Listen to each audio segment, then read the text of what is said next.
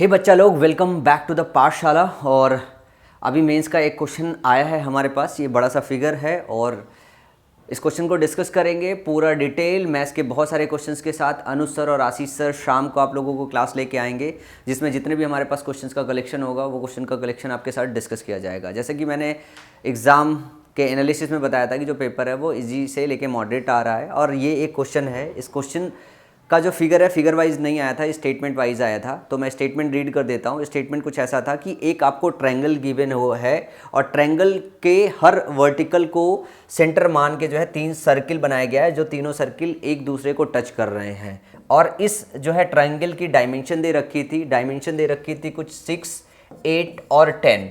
और जो क्वेश्चन में आपको बताना था, जो ऑप्शन में, वो R1, R2, R3 बनाना था। अगर मैं इसको R1 ले लूँ, इसको R2 ले लूँ और इसको R3 ले लूँ, रेडियस अगर ले लूँ, तो ये R1, R2, R3 की वैल्यू बतानी थी। इवन तो मैं 2.5 साल 3 साल से नहीं पढ़ा रहा हूँ और ना ही पढ़ रहा हूँ मैथ्स, लेकिन मैं ये क्वेश्चन आपका जो है ये सॉल्व कर सकता हूँ हार्डली 30 सेकंड में और वर्बली। इवन तो मुझे डायग्राम भी ड्रॉ करने की ज़रूरत नहीं है। तो मैं इस क्वेश्चन का सोल्यूशन पर्सनली आपके बीच में लेके आया हूँ ताकि आप समझ सको कि जो मेंस का पेपर है, इवन तो वो भी अगर आपकी प्रैक्टिस है तो बहुत आसान होती है। जो ट्रायंगल की डायमेंशन दी थी, ट्रायंगल की डायमेंशन आपकी दे रखी थी 6, 8, 10। 6, 8, 10 का मतलब हो गया ये ट्रिपलेट होता है। ट्रिपलेट में आप इसको 6 ले सकते हो, ये 8 ले सकते हो और ये 10 ले सकते हो।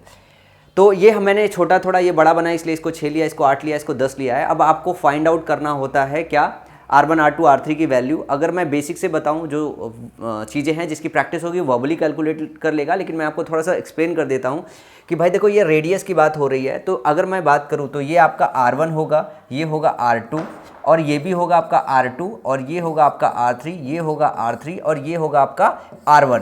तो कुल मिला जुला के अगर मैं ये बोलूँ तो R1 प्लस R2 की जो वैल्यू है, यहाँ से R1 प्लस R2 की जो वैल्यू है, मैं थोड़ा सा किनारे चल के करता हूँ। R1 प्लस जो R2 की वैल्यू है, वर्बली इसको हम कैलकुलेट कर सकते हैं। वर्बली अगर मैं कैलकुलेट करूँ तो 3, 4 और 6 वैल्यू आएगी। मैं वर्बली कैलकुलेट करके भी बता दूंगा, लेकिन अगर समझने की कोशिश करें कि ये क्वेश्चन कैसे सॉल्व होता है, तो R1 प्लस R2 की वैल्यू जो है 10 दिया हुआ है। और अगर हम R2 प्लस R3 देखें, R2 प्लस R3 की जो वैल्यू दिया हुआ है वो 6 दिया हुआ है और R3 प्लस R1 की जो वैल्यू है वो दिया हुआ है 8। यहाँ से हम ये 3 इक्वेशन बना हुआ है, अगर तीनों को जोड़ दे तो 2 times R1 plus R2 plus R3 की वैल्यू दिया हुआ है, जो कि है, अगर तीनों को जोड़ोगे इनको तो वैल्यू आ जाएगी 24। तो मैं अगर R1 plus R2 plus R3 की अगर बात करूँ तो जो वैल्यू आएगी वो आएगी 12।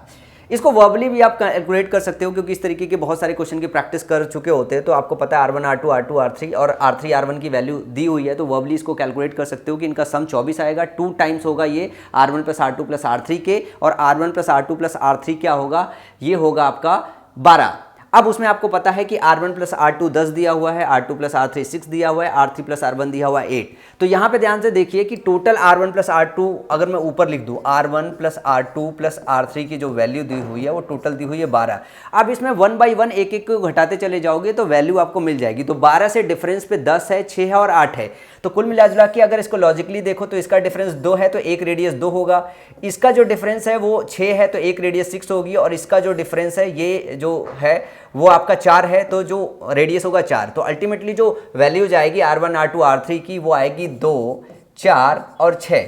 बस इसमें आपको ये देखना है कि कौन सा सर्किल कितना बड़ा है। सर्किल आपका जो है ये वाला बड़ा है तो ये R3, मतलब ये जो वैल्यू है ये R1 की वैल्यू 6 हो जाएगी, ये थोड़ा सा उससे छोटा है तो 4 हो जाएगी, फिर 2 हो जाएगी। तो क्वेश्चन में जो जवाब देना था R1, R2, R3 का, वो आपके ऑप्शन में जवाब देना था 2, 4, 6 इन सर्किल्स की रेडियस होगी।